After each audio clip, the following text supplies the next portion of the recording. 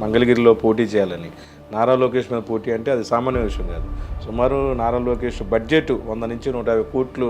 అటువంటి వ్యక్తులు మీరు ఎలా ఢీకొంటారు? నేను నారా లోకేష్ని ఏదో పెద్ద గొప్ప నాయకుడనిగా నేనైతే కన్సిడర్ చేయటం.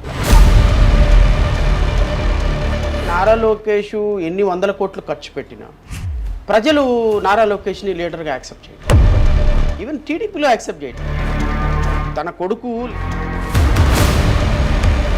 యువగలం చేశారు, అవి చేశారు, ప్రజల్లో తిరిగాడు, అదేం ప్రభావం చూపించదు. 4 సంవత్సరాల గడ్డిపీకా ఏంటి? మినిస్టర్గా పనిచేసి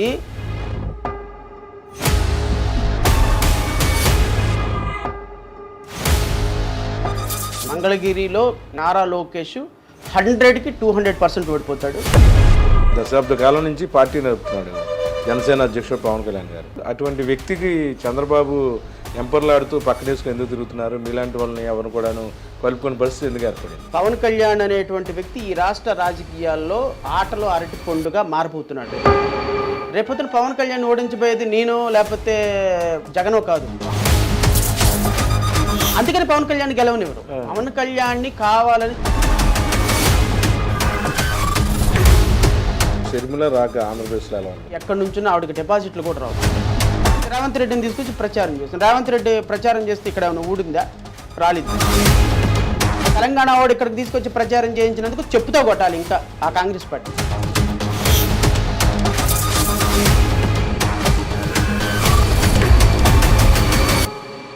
వెల్కమ్ టు డ్రీమ్. నేను మీ జర్నలిస్ట్ అలిమిని. ప్రస్తుతం నాతో జై భీమరావు పార్టీ వ్యవస్థాపక అధ్యక్షులు జడా శ్రావణ్ కుమార్ ఉన్నారు. 175 నియోజకవర్గాల్లోనూ 2024 ఎన్నికల్లో వారి అభ్యర్థుల్ని నిలబెడటానికి ఆయన సిద్ధంగా ఉన్నారు. మరి పక్కన న్యాయవాద వృత్తిని కూడా ఆయన పక్కన పెట్టి ప్రజాసేవ చేయాలని రాజకీయాలు వచ్చారు. అయితే ఇప్పుడు అందరూ కూడాను హాట్ టాపిక్ ఏంటంటే ప్రస్తుతం ఆయన నారా లోకేష్ మంగళగిరి నియోజకవర్గంలో ఆయన పోటీ చేయనున్నారు. ఈ నేపథ్యంలో ఈ ప్రాధాన్యత ఏదైతే ఆయన పోటీ చేసే నియోజకవర్గం సంబంధించి ప్రాధాన్యత నేపథ్యంలో నారా లోకేష్ని ఎందుకు జడా శ్రావణ్ కుమార్ గారు టార్గెట్ చేశారు? గతంలో టీడీపీకి ఫేవర్గా శ్రావణ్ కుమార్ గారు ఉన్నారని చెప్పుకున్నాను. గతంలో సోషల్ మీడియాలో హల్చల్ చేస్తూ వార్తలు వచ్చాయి. ప్రస్తుతం నాతో శ్రావణ్ కుమార్ గారు ఉన్నారు. మరిన్ని వివరాలు అడిగి తెలుసుకునే ప్రయత్నం చేద్దాం. జై భీమ్ శ్రావణ్ కుమార్ గారు. సార్ ఒకటి చెప్పండి, అసలు మీ ప్రొఫైల్ ఏంటి? ఎలా వచ్చారు రాజకీయాల్లోకి? అసలు న్యాయవాదిగా ఎలా మొదలెట్టారనేది. అంటే చాలామంది మిమ్మల్ని యూట్యూబ్లో చూస్తాం, చాలా ఛానల్స్లో చూస్తాం. అంటే శ్రావణ్ కుమార్ గారు మాట్లాడే మాటలు బాగుంటాయి. అంటే అసలు ఎక్కడి నుంచి వచ్చారు ఏంటి అని జర్నీ? సార్ నేను నేటివ్ ఆఫ్ గుంటూరు. ఓకే అండి. మా ఫాదర్ కారం. మీరు గుంటూరు కారం. అంటే కారం అంటే అంత ఘాటుగా ఉండే కారం కాదు, మిర్చి. అది మిర్చి. ఎందుకంటే నేను మా నాన్నగారు లైన్ ఇన్స్పెక్టర్గా ఏపీఎస్సిబి డిపార్ట్మెంట్లో వర్క్ చేశారు. మా మదర్ హౌస్ వైఫ్. సార్ పేరు? నాన్నగారి పేరు దాసు. ఓకే. చెడా దాసు. సో మేము చాలా పేద కుటుంబంలో పుట్టాము. నాన్నగారు చిన్న ఎంప్లాయీగా వర్క్ స్టార్ట్ చేశారు. ఎంప్లాయీగా అవటం చేత మదర్ది ఫాదర్ది ఇద్దరిది కూడా, మా అమ్మమ్మ గారు చాలా పెద్ద చొక్కా అని, మా అమ్మమ్మ గారు వాళ్ళ ఎమ్మెల్యేగా మా మావయ్య గారు ఉండేవాళ్ళు, చొక్కా పీటర్పాల్ ఫ్రాన్సిస్. వీళ్ళు నేపథ్యం కొంచెం పొలిటికల్గా ఉన్నదే, కానీ గుంటూరులో డిఫరెంట్ జాబ్స్లో మా నాన్నగారు పనిచేయటం, తర్వాత పదందిపాడు, ప్రత్తిపాడు, తెనాలి, పొన్నూరు ఇట్లా కొన్ని ఉద్యోగరీత్యా ఆయన తిరగాల్సిన పరిస్థితి ఉన్నప్పుడు 20 సంవత్సరాల పాటు ప్రత్తిపాడులోనే, గుంటూరు జిల్లా ప్రత్తిపాడులోనే నా పుట్టుక, నా పెరుగుదల, 10th క్లాస్ వరకు అక్కడే చదువుకున్నాను. సో మా నాన్నగారు ఉద్యోగరీత్యా వెళ్ళటం చేత ప్రత్తిపాడుతో బాగా అనుబంధం ఏర్పడింది. ప్రత్తిపాడులోనే ఇల్లు కూడా కట్టుకున్నాం. అది మా సొంత ప్లేస్ అదే అని అనిపిస్తుంది. తర్వాత డిగ్రీ ఏసీ కాలేజీలో చదివాను. ఏసీ కాలేజీలో చదివినప్పుడు ఉద్యమ భావాలు, ఏఎస్ఎఫ్ఐ డిస్ట్రిక్ట్ ప్రెసిడెంట్ అప్పట్లోనే చాలా ఉద్యమాలు చేసేవాళ్ళం. బట్ తర్వాత PG VRS and YRN MCom చేశాను. తర్వాత లాకి ఆంధ్ర యూనివర్సిటీ వెళ్ళి లా అయిపోయిన తర్వాత వైజాగ్లోనే ప్రాక్టీస్ స్టార్ట్ చేశాను. అయితే ఇన్ బిట్వీన్ న్యాయవాదిగా ఉంటూనే ఎందుకన్నా నాకు లీగల్ సైడ్ కొంచెం బాగా ఇంట్రెస్ట్ ఉండటం వల్ల న్యాయవాది అయ్యాను. న్యాయవాది అయిన 2004లో న్యాయవాది అయిన తర్వాత వితిన్ 3 yearsలోనే జడ్జిగా సెలెక్ట్ అయిపోయాను. ఫస్ట్ అటెంప్ట్లోనే. 28 yearsకే న్యాయమూర్తిగా అతి చిన్న వయసులో సెలెక్ట్ అయినటువంటి వ్యక్తిని. సో న్యాయమూర్తిగా సెలెక్ట్ అయ్యి 10 సంవత్సరాలు వర్క్ చేసిన తర్వాత నాకు అనిపించింది ఏంటంటే వ్యవస్థలో న్యాయమూర్తిగా జ్యుడిషియరీతో అయ్యే పని కాదు. సో కొంచెం తెలివితేటలు ఎక్కువ అవటం వల్ల ఏమో సో జడ్జి పోస్ట్కి రిజైన్ చేసి ఒక మంచి పొలిటికల్ పార్టీ పెట్టి ఈ రాష్ట్రంలో ఏదో ఒక రోజుకి ఒక మంచి స్థానంలో ఉన్నతమైన ముఖ్యమంత్రి స్థానంలో ఉండాలని అయితే నా కోరిక. దట్ ఈస్ వై ఇది క్లుప్తంగా నా నేపథ్యం. సరే, ఎలా ఉండబోతుంది మీ జర్నీ? అంటే ఇప్పుడు ఏదైతే డెసిషన్ తీసుకున్నారు మంగళగిరిలో పోటీ చేయాలని, నారా లోకేష్ మీద పోటీ అంటే అది సామాన్య విషయం కాదు. సుమారు నారా లోకేష్ బడ్జెట్ 100 నుంచి 150 కోట్లు ఉంటుందని బయట చెప్పుకుంటున్నారు. అటువంటి వ్యక్తులు మీరు ఎలా ఢీకొంటారు? అంటే ఇక్కడ ఏదో నారా లోకేష్ మంగళగిరిలో వేస్తున్నాడు కాబట్టి వేస్తున్నానని మాత్రం కాదు. ఎందుకంటే నేను నారా లోకేష్ని ఏదో పెద్ద గొప్ప నాయకుడనిగా నేనైతే కన్సిడర్ చేయటంలా. ఎందుకంటే Nara Lokesh was a made politician, was not make politician. ఈ was not a natural politician, by born politician కాదు. నాన్నగారు వారసత్వం. కొన్ని క్వాలిటీస్ ఉండాలి. పొలిటీషియన్ అంటే కొన్ని క్వాలిటీస్ ఉండాలి, న్యాచురల్గా కొన్ని క్వాలిటీస్ ఉండాలి. So he was made to be a politician. అందుకంటే అసలు కనీసం ఒకప్పుడు ఆయనకి స్పష్టంగా మాట్లాడటం రాదు, కొన్నిటికి అతను ఫిట్టే కాదు అసలు వాస్తవంగా మాట్లాడితే. అయితే వాళ్ళ నాన్న ఒక ముఖ్యమంత్రి కావటం, వాళ్ళ తాతయ్య ఒక ముఖ్యమంత్రి కావటం, ఒక రాజకీయ నేపథ్యం ఉన్న కుటుంబంలో పుట్టడం వల్ల ఆయనకున్న క్వాలిటీస్ అన్నిటిని కూడా షార్పెన్ చేసి తద్వారా ఆయన ఒక పొలిటీషియన్గా ప్రొజెక్ట్ చేయబడ్డాడు. ఆయన న్యాచురల్గా పొలిటీషియన్ కాదు నారా లోకేష్. సో అంటే వ్యక్తిగతంగా నేనైతే మాట్లాడటం లేదు, కానీ ఈవెన్ మినిస్టర్గా వర్క్ చేశాడు 4 years అతను. అవునండి. ఎమ్మెల్సీగా అయ్యి మినిస్టర్గా వర్క్ చేశాడు. ఈవెన్ మినిస్టర్ అయిన తర్వాత కూడా తనలో పొలిటీషియన్ క్వాలిటీస్ లేవు. సో అతను ప్రజా సమస్యలను అడ్రస్ చేసే విషయంలో కానీ స్పష్టత, ఒక సమస్య పట్ల స్పష్టత ఉండదు. సో అలాంటి వ్యక్తిని నాకు కాంపిటీటర్గా నేనైతే ఫీల్ అవటంలా. అంటే నేను ఎందుకు మంగళగిరి కాన్స్టిట్యున్సీని ఎంచుకున్నానంటే నేను తాడికొండలో కాన్స్టిట్యున్సీలో ఎస్సీ రిజర్వ్డ్ కాన్స్టిట్యున్సీలో పోటీ చేయాలని నేను అనుకున్నాను. మా పార్టీ తరపు నుంచి పోటీ చేయాలనుకున్నప్పుడు మా పార్టీ తరపు నుంచి వచ్చినటువంటి రిక్వెస్ట్ ఏంటి అంటే, మీరు ఎటు ఎస్సీ రిజర్వ్డ్ కాన్స్టిట్యున్సీలో వేస్తున్నారు, మీరు ఒక పార్టీ ప్రెసిడెంట్ కాబట్టి రిజర్వ్డ్ కాన్స్టిట్యున్సీలోను ఒక జనరల్ కాన్స్టిట్యున్సీలో కూడా వేయండి అని చెప్పేసి 2 కాన్స్టిట్యున్సీలో వేస్తే బాగుంటుంది, మంచి సిగ్నల్ ఇచ్చినట్టు ఉంటుంది సొసైటీకి అని చెప్పినప్పుడు తాడికొండకి అటాచ్ అయిన కాన్స్టిట్యున్సీ మంగళగిరి. సో మంగళగిరిలో ఒకసారి ప్రచారం స్టార్ట్ చేసుకుంటే ఎండింగ్ తాడికొండలో ఉంటుంది. సో తాడికొండను మంగళగిరి 2 పక్కనే ఉంటాయి కాబట్టి మంగళగిరి ఎటు ఓపెన్ కాంపిటీషన్ కాబట్టి అది రిజర్వ్డ్ కాదు కాబట్టి సో తాడికొండ మంగళగిరి వేస్తే బాగుంటుంది అన్న రిక్వెస్ట్ తోటి నేను మంగళగిరి కూడా చూస్ చేసుకోవాల్సి వచ్చింది. సో నేను అనౌన్స్ చేసుకున్న చాలా రోజుల తర్వాత నారా లోకేష్ అనౌన్స్ చేసుకున్నాడు. అప్పటికే ఆయన గ్రౌండ్ వర్క్ చేస్తున్నాడుగా. ప్రాబబ్లీ ఇక్కడ అఫీషియల్గా అయితే డిక్లేర్. నేనైతే మాత్రం ఆయన ఏదో వేస్తున్నాడని వేయాల. నెంబర్ 1. నెంబర్ 2, మీరు అడిగిన ప్రశ్నకి 150 కోట్లు 100 కోట్లు బిజినెస్ అనే కాన్సెప్ట్ని ఐ డోంట్ బిలీవ్. ఎందుకంటే ఈయన మంగళగిరి కాన్స్టిట్యున్సీ అనేది ఒక ప్రత్యేకమైన నేపథ్యం ఉన్న కాన్స్టిట్యున్సీ. 2014లో చాలా 12-13 ఓట్ల తేడాతో గెలిచారు. 2019లో కూడా నారా లోకేష్ 5300 ఓట్లు తేడాతో నారా లోకేష్ ఓడిపోయినారు. అప్పుడు కూడా నాకు తెలిసి ఆయన బాగానే ఖర్చు పెట్టాడు, అయినప్పటికీ కూడా ఆయన ఓడిపోయాడు.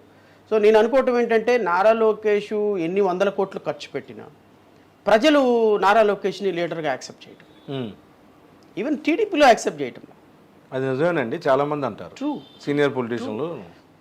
చంద్రబాబు నాయుడే యాక్సెప్ట్ చేయడు, ఎవరో కాదు, తన కొడుకు లీడర్ అని చంద్రబాబు నాయుడే యాక్సెప్ట్ చేయడు. ఎందుకంటే రియాలిటీ ఒకటి ఉంటుంది కదా అలీం గారు. అంటే యువగలం చేశారు, అవి చేశారు, ప్రజల్లో తిరిగాడు, అదేం ప్రభావం చూపించదు. యువగలం అంతా కూడా న్యాచురల్గా వచ్చిన జనాలు కాదు, లీడర్షిప్ ఏం లేదు. ఇప్పుడు యువగలం ఎందుకు చేశారు మీరు? నాయకుడిగా ఎదగటా చేశాడు. మరి ఇంతకుముందు మినిస్టర్గా చేసింది ఏంటి? అప్పుడు నాయకుడు కదా. అప్పుడు 2019లో ఎమ్మెల్యేగా పోటీ చేశారు, అప్పుడు నాయకుడు కదా. మీరు 4 సంవత్సరాలు మినిస్టర్గా చేసిన తర్వాత ప్రజా సమస్యలు తెలుసుకునేది ఏంటి? ప్రజల్లోకి వెళ్ళి తెలుసుకునేది ఏంటి? పిచ్చిగా జనం నమ్మరా? చూపించేవాళ్ళు కదా. అంటే నేను అనేది ఏంటి అంటే, మీరు స్లిమ్గా అవడానికి యువగాళం చేశారు అనుకుంటాను. 2, మీ పార్టీలో నేను కూడా ఒక లీడర్నని రోజుకి ఒక 2 కోట్ల 3 కోట్ల ఖర్చు పెట్టి పాదయాత్ర చేసి ఉంటారు అనుకున్నా. పాదయాత్ర వల్ల ఈయన సాధించింది ఏంటి? ప్రజా సమస్యలు. 4 సంవత్సరాలు గడ్డి పీకావా ఏంటి? 4 సంవత్సరాలు గడ్డి పీకావా? సో మినిస్టర్గా పనిచేసి ఏదో ఆయన ప్రస్థానం నిలబెట్టుకోవడానికి ఆయన ప్రజల్లోకి వచ్చి యువగళం అనే ఒక పెయిడ్ సభ పెట్టుకొని చేసుకోవటం వల్ల ప్రజలు నమ్మరు. నాకు తెలిసి నారా లోకేష్ మళ్ళీ మంగళగిరిలో ఓడిపోతాడు ఖచ్చితంగా సార్, 100% ఓడిపోతాడు. మంగళగిరిలో నారా లోకేష్ 100కి 200% ఓడిపోతాడు. నేను మంగళగిరిలో 100% టఫ్ ఫైట్ ఇవ్వగలుగుతాను. It is fight between myself and YSRC. So Nara Lokesh 100 కోట్లు ఖర్చు పెట్టినా ప్రజలందరూ ఖచ్చితంగా మా పార్టీని ఆదరిస్తారని నాకు నమ్మకం ఉంది. నేను ఈ 5 సంవత్సరాల్లో ప్రజల కోసం ఫైట్ చేసిన ఫైటింగ్ లీగల్గా కావచ్చు, పొలిటికల్గా కావచ్చు, ప్రజా సమస్యల కోసం కావచ్చు, మీడియాలో కావచ్చు, ప్రజల కోసం, మంగళగిరి ప్రజల కోసం కాదు, రాష్ట్ర ప్రజల కోసం నేను చేసిన ఫైటింగ్, బడుగు బలహీన వర్గాల కోసం, ముస్లిమ్స్ కోసం, ఎస్సీల కోసం, ఎస్టీల కోసం, అమరావతి రైతుల కోసం ఇన్ని 100 మీటింగులు పెట్టి, బ్రెయిన్ స్ట్రోమింగ్ సెషన్స్ పెట్టి, రాజ్యాధికార దిశగా ఒక ప్రభుత్వాన్ని ఏర్పాటైనటువంటి ప్రభుత్వం మీద ఫైట్ చేసి ఎక్కడున్నారండి నారా లోకేష్, చంద్రబాబు నాయుడు? నారా లోకేష్, చంద్రబాబు నాయుడు, చంద్రబాబుకి మీరు బాగా క్లోజ్ అని తెలుసు. చంద్రబాబు సపోర్టర్ అని బాగా సోషల్ మీడియాలో అలచల్ చేస్తూ ఉండేది. ఇప్పుడు మీరు తీసుకున్న నిర్ణయం వల్ల టీడీపీ అంతా మీకు వ్యతిరేకం అవుతుంది కదా. చంద్రబాబు నాయుడు, నారా లోకేష్ ఎన్నిసార్లు ఆంధ్రప్రదేశ్లో ఉన్నారు సార్? మొన్న ఎలక్షన్ ముందు 4 రోజుల ముందు ఇక్కడికి షిఫ్ట్ అయ్యారు సార్ వాళ్ళు. ఈ రాష్ట్రంలో నిజమైనటువంటి ఓటు అడిగే హక్కు నాకు మాత్రమే ఉంది, నా పార్టీ కార్యకర్తలకు ఉంది. తెలుగుదేశం పార్టీకి, జనసేనకి, భారతీయ జనతా పార్టీకి ఓటు అడిగే నైతిక హక్కు లేదు. అది ప్రజలకు తెలుసు. ప్రజలు ఖచ్చితంగా విశ్వసిస్తారు. నువ్వు 100 కోట్లు ఖర్చు పెడితే మాత్రం, 200 కోట్లు ఖర్చు పెడితే మాత్రం ప్రజా ఆత్మసాక్షి ఉండదా? ప్రజల మనస్సాక్షి ఉండదా? ప్రజలు ఎవరు నాయకుడు, ఎవరికి ఓటేస్తే మనం వెనుకుంటాడో ఉండరా? నేనైతే ఖచ్చితంగా చెప్తున్నాను, మంగళగిరి ప్రజలు, తాడికొండ ప్రజలు ఖచ్చితంగా నన్ను ఆశీర్వదిస్తారని నాకు నమ్మకం ఉంది. ఖచ్చితంగా 2 కాన్స్టిట్యున్సీలో అత్యంత తీవ్రమైనటువంటి ప్రభావం చూపించగలననే నమ్మకం నాకైతే ఉంది. సార్ చెప్పండి, దశాబ్ద కాలం నుంచి పార్టీ నడుపుతున్నాడు జనసేన అధ్యక్షుడు పవన్ కళ్యాణ్ గారు, ఎందుకని సక్సెస్ కాలేదు? అటువంటి వ్యక్తికి చంద్రబాబు ఎంపర్లాడుతూ పక్కనేసుకుని ఎందుకు తిరుగుతున్నారు? మీలాంటి వాళ్ళని ఎవరిని కూడాను కలుపుకునే పరిస్థితి ఎందుకు ఏర్పడింది? ఎందుకంటే చంద్రబాబు నాయుడు గారికి చాలా ఎక్కువ తెలివితేటలండి. అంటే బహుశా భారతదేశంలో అంత సీనియర్ పొలిటీషియన్ ఉండరు. అంత అంటే పొలిటీషియన్ అనే దానికి ఆయన ఒక ఒక ఒక అంటే బ్రాండ్ అంబాసిడర్. అంటే పొలిటీషియన్కి ఉండాల్సినటువంటి లక్షణాలు పూర్తి స్థాయిలో ఉన్నటువంటి వ్యక్తి ఆయన. ఆయన్ని నేను అంత క్లోజ్గా అబ్జర్వ్ చేయలేదు కానీ, బట్ ఆయన మనస్తత్వం మీద నాకు ఒక అవగాహన ఉంది. పవన్ కళ్యాణ్ అనేటువంటి వ్యక్తి ఒక సినిమా యాక్టర్స్.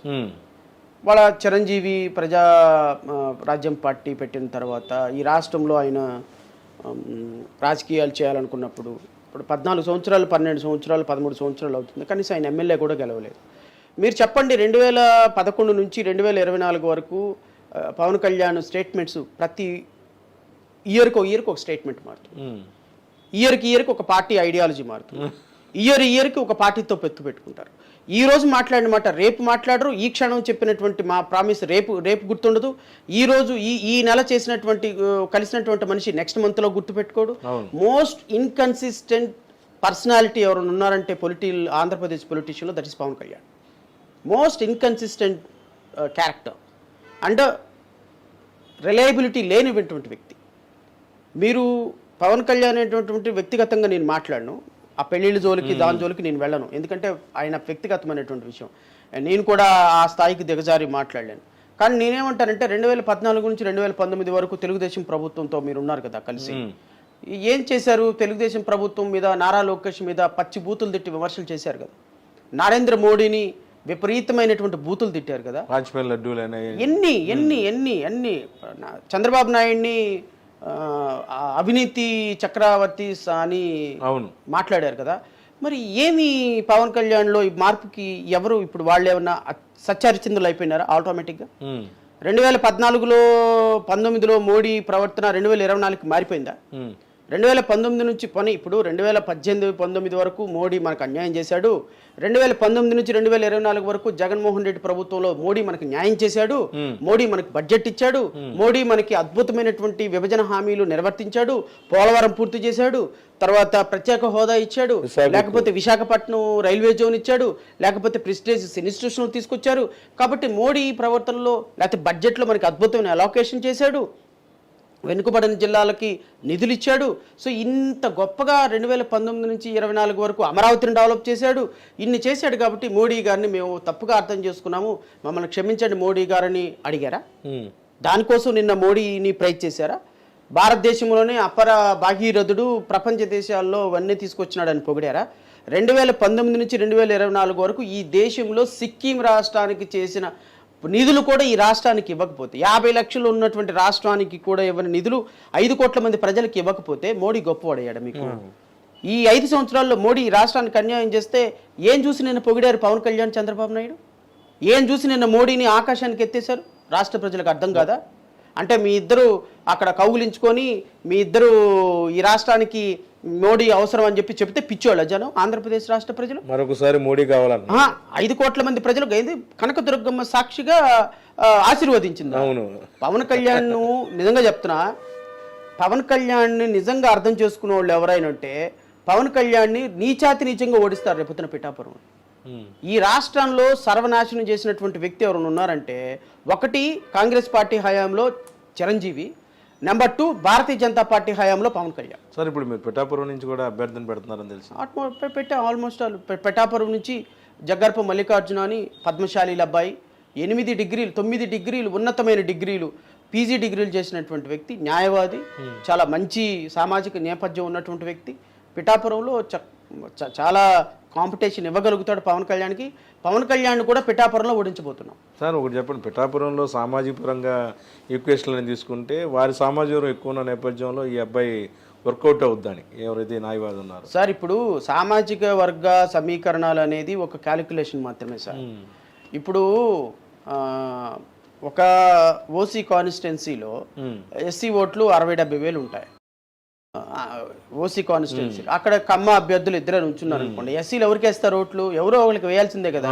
అక్కడ అంత మాత్రం చేత ఎస్సీ కాన్స్టిట్యున్సీలో కమ్మోళ్ళు ఉంటారు, రెడ్లు ఉంటారు. ఇప్పుడు పత్తిపాడు ఉంది, Pattipadu SC constituency, Tadikonda SC constituency. ఎంతమంది కమ్మ వాళ్ళు సామాజిక వర్గం లేరు?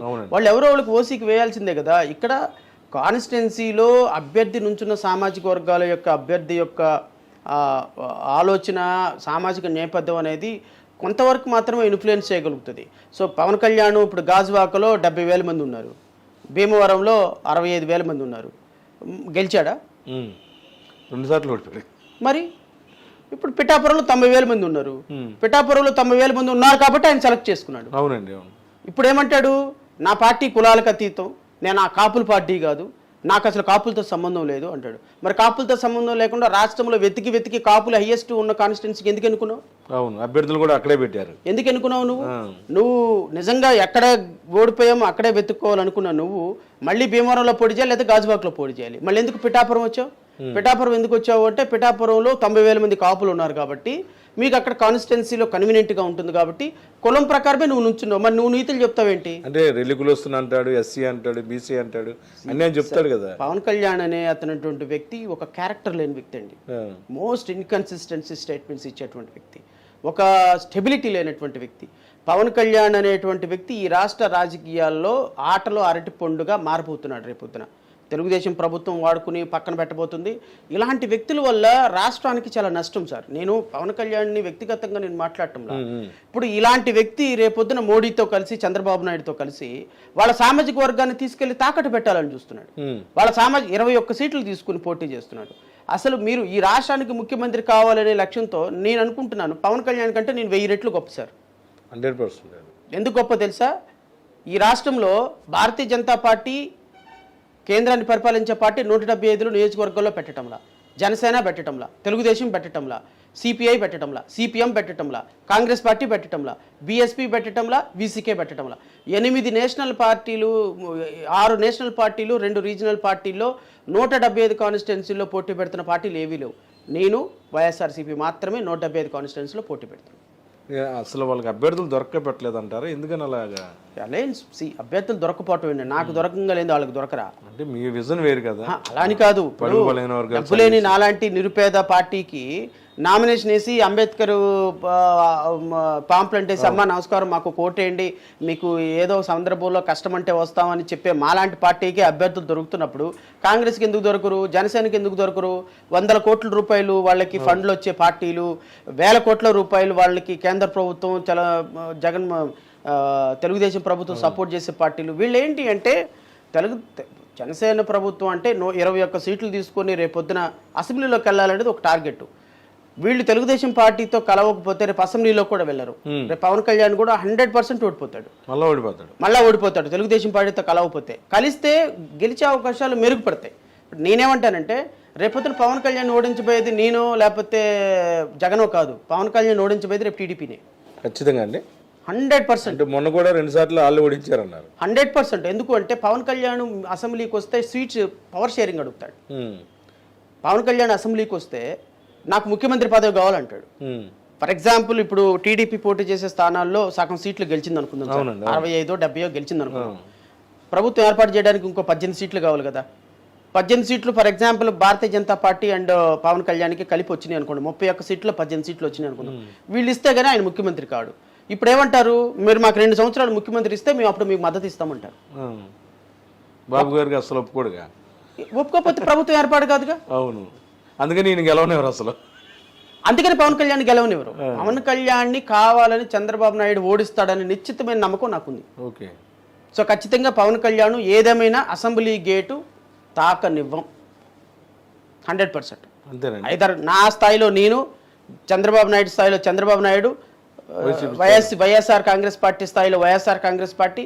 ఎందుకంటే అలీం గారు ఇక్కడ నేను వ్యక్తిగతంగా మాట్లాడటంలా, నేను ఎందుకు మాట్లాడుతున్నానంటే పవన్ కళ్యాణ్ అనేటువంటి వ్యక్తి ఈ రాష్ట్ర భవిష్యత్తుని భారతీయ జనతా పార్టీ కాళ్ళ కింద, భారతీయ జనతా పార్టీ కాళ్ళ కింద, ఆర్ఎస్ఎస్ భావజాలం కింద ఈ రాష్ట్రంలో ఉన్న 1,50,00,000 మంది ఎస్సీ ఎస్టీలు, ఈ రాష్ట్రంలో ఉన్న 90 లక్షల మంది ముస్లిమ్స్, ఈ రాష్ట్రంలో ఉన్నటువంటి 60 లక్షల మంది ఎవరైతే చిన్న చిన్న కుటుంబాలు బడుగు బలహీన వర్గాలు ఉన్నారో వీళ్ళందరి భవిష్యత్తుని ఇంచుమించుగా 3 కోట్ల మంది ప్రజల యొక్క భవిష్యత్తుని మోడీ కాళ్ళ కింద పెట్టడానికి ప్రయత్నం చేస్తారు. వీళ్ళిద్దరు కలిసి చంద్రబాబు పవన్ కళ్యాణ్.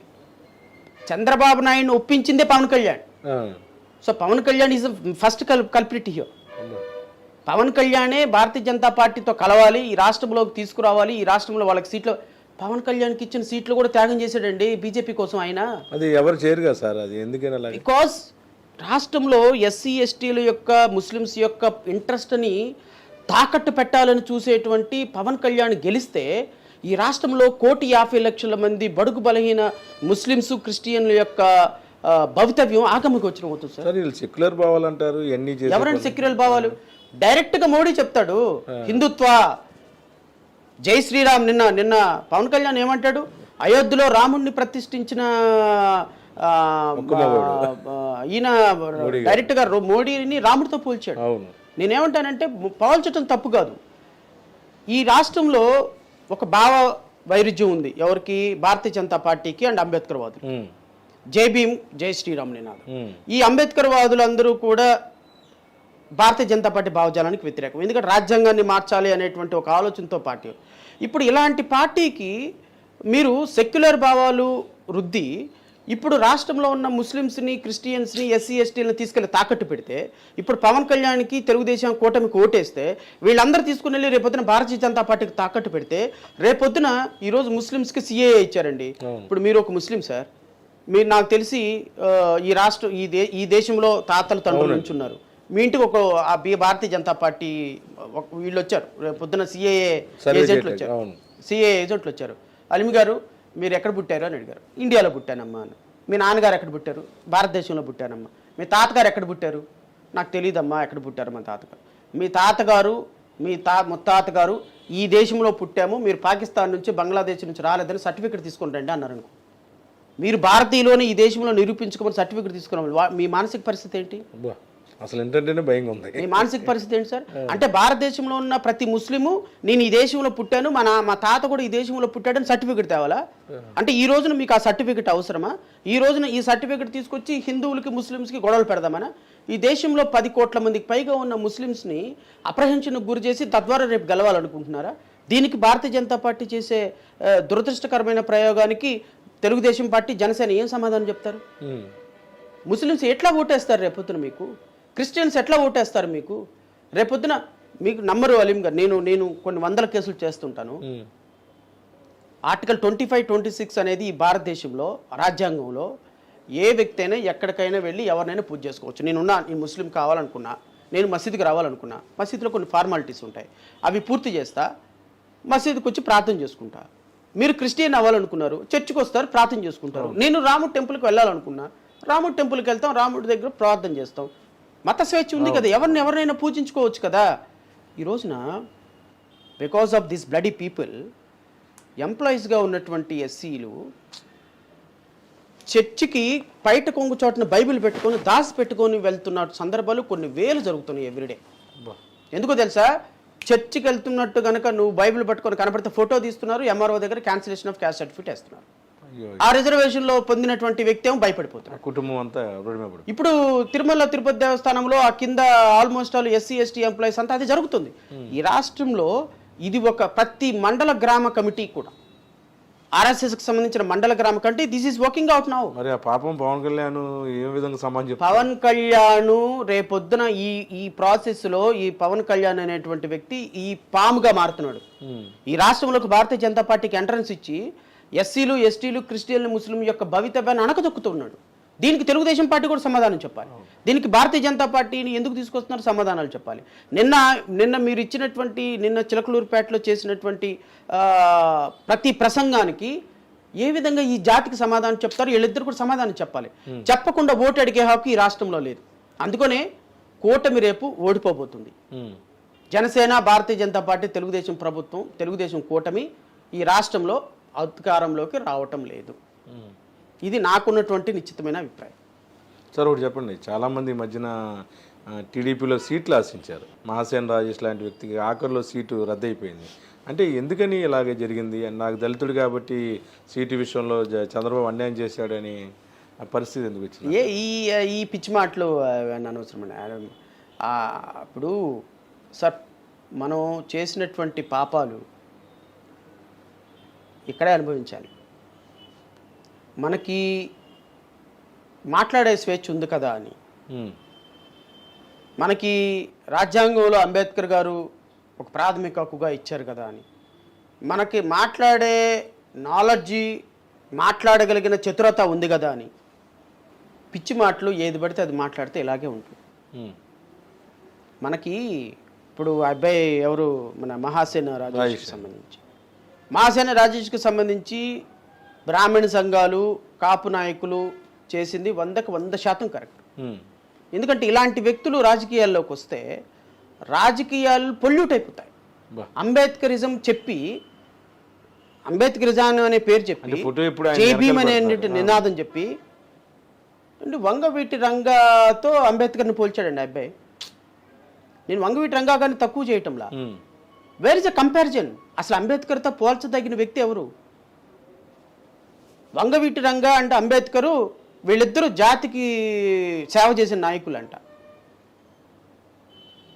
అంబేద్కరు ఫోటో పక్క, రంగా ఫోటో పక్క, చంద్రబాబు నాయుడు ఫోటో పక్క, నారా లోకేష్ ఒక పక్క పెట్టి జై భీమ్ అని, జై చంద్రబాబు, జై నారా లోకేష్, జై పవన్ కళ్యాణ్, జై చిరంజీవి. ఏంది ఇది ఒక పక్కన పెట్టండి. చర్చిల మీద కొన్నాళ్ళు, హిందువుల మీద కొన్నాళ్ళు, జనసేన మీద కొన్నాళ్ళు, అమ్మాయిల మీద కొన్నాళ్ళు, ఈ విధంగా చాలా చేయటం అనేది ఒక రాజకీయ నాయకుడికి కరెక్ట్ కాదు. అప్పుడు రాజకీయ నాయకుడు కాకపోవచ్చు ఆయన, కానీ ఆ నేపథ్యం ఎక్కడికి పోదు. సో నేను అనుకోవటం ఆ అబ్బాయి మాట్లాడినటువంటి మాటలు క్షమించడానికి అర్హత లేదు. పార్వతీదేవి గారి గురించి మాట్లాడిన మాటలు క్షమార్హం కాదు.